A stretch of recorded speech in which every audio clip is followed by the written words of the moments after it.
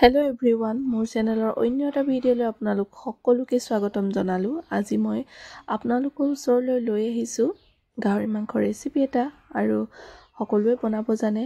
আজি বনাম লাই শাকৰ আগৰ লগত বিৰাট টেষ্টি হয় খাবলৈ। আপোনালোকে এবাৰ এনেদৰে বনাই খাই চাব আৰু কম সময়তে খুব জলদি হৈ যায় এইটো। আৰু এফালে কেৰাহীখন পাতি তেল অকণ দি ইয়াতে পিয়াজ এটা কাটি এখিনি গোল্ডেন কালাৰ অহালৈকে ভাজি ললো আৰু খুন্দুনাত খুন্দি লোৱা আদা আৰু নহৰু অকণমানো দি দিলো। আৰু ইয়াত মই বিশেষ মছলা ইউজ নকৰো। আপোনালোকে যদি ইচ্ছা কৰে দিব পাৰে মছলা, কিন্তু মই এনেকৈ সিম্পলকৈ বনাম। আৰু ইয়াতে দিলো এতিয়া হালধি গুড়ি কিমানটো জোখত প্ৰয়োজন হয় আপোনালোকে এড কৰি দিব। ঠাণ্ডা বতৰত এনেকৈ গৰম ভাতৰ লগত গাহৰি মাংস লাই দি বনাই খোৱা মজাই বেলেগ নহয়নে। আৰু এইফালে মই মাংসখিনি বইল কৰি ধুনীয়াকৈ ধুই ললো আৰু ইয়াতে এড কৰি এতিয়া ধুনীয়াকৈ লৰাই অকণমান সময় মিক্স কৰি লম এইখিনি।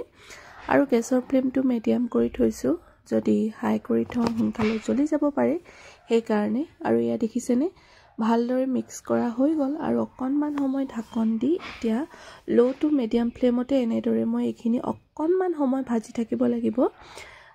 যিহেতু বইল কৰোঁতে আপোনাৰ আধাটো সিজিলেই, সেইকাৰণে মাংসখিনি বনাওঁতে বৰ বেছি সময়ো নালাগে।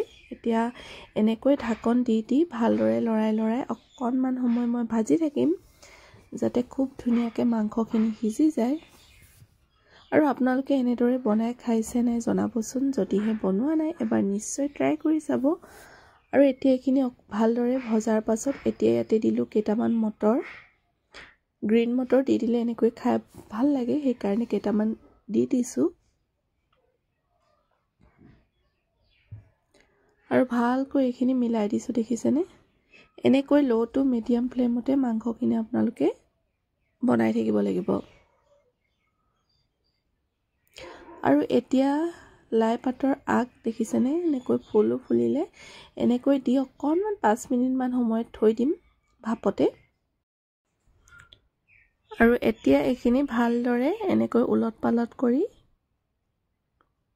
লৰাই দিম, কাৰণ এইখিনি অকণমান সিজিব লাগিব। বৰ বেছি সময়ো সিজিব নালাগে, অলপ সিজিলেই হৈ যাব। আৰু যিহেতু মাংসখিনিও ধুনীয়াকৈ সিজিলেই আৰু মাংসও হৈ গ'ল বাৰু,